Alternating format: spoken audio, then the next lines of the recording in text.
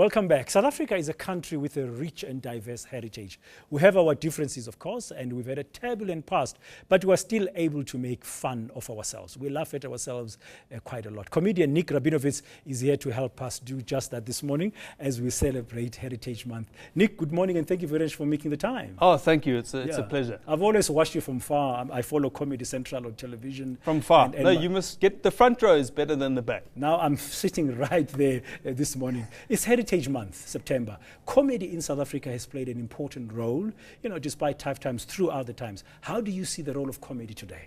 Well, I think that it's doing a lot to unite us, and which is the point of Heritage Day, to celebrate each other's heritages and even adopt as well. I think it's fantastic. There are a lot more white sangomas out there. I know people out there going, Vumanibo, siyavuma, siyavuma. And it's fantastic. Helen Ziller, you mentioned earlier, Helen Ziller, Lindiwe, Kunjani, and Lindy was like, fine, and you, Helen, it's great. I think we're coming together. Tutu did that with Braai Day when he became the patron of Braai Day. Let us all come together and braai. Now, when did you start comedy? I started comedy in 2001. Why? Well, I spent 5 years getting a business degree, and I thought I would apply it. Not at all. You have a business degree? Yes, yes. Can you not see how I look? I mean, I'm in my formal attire. I'm sure you're a successful comedian. You're doing very well, and comedy is That's because I'm Jewish. Is a business, yeah. Umlungu, I see you on your T-shirt you got Umlungu. What does that? Yes, Umlungu or Lechoa, of course, in the Sotho language. And that's just to say that, because I grew up with Xhosas, and at one point I was the white sheep of their family. And so that's what that is. And this is part of heritage. This is our heritage as well. You are one of many young South Africans today who've taken up comedy. I mean, there are many others. You could mention some of your peers, people like Trevor Noah, and several others. You guys sometimes work together, and how is that?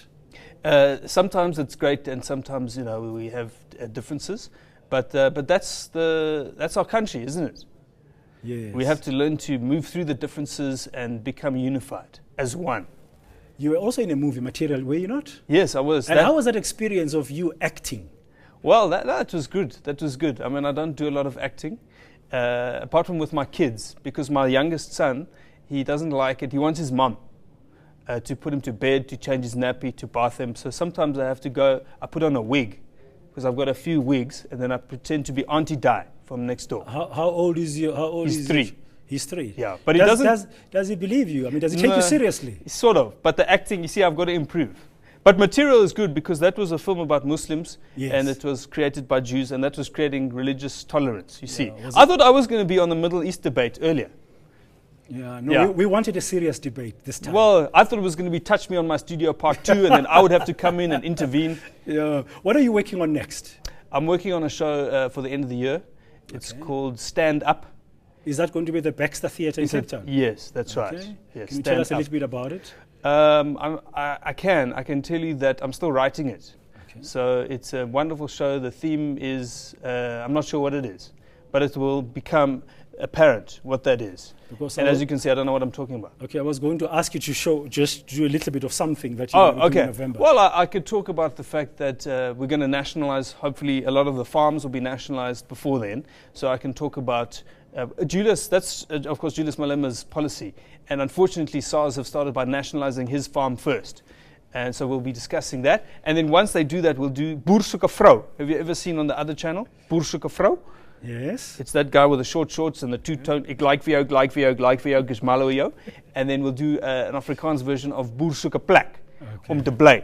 It's a 24-hour reality game show when you get evicted from your farm. And they bring Dinitzman, and you build a shack out of mealie meal bags. Sounds like something very good to look forward to. That will be the Baxter Theatre in November. Yes. And good luck. And thank you very much for coming in. Thank you. All the best as you continue to celebrate Heritage Month. Halala.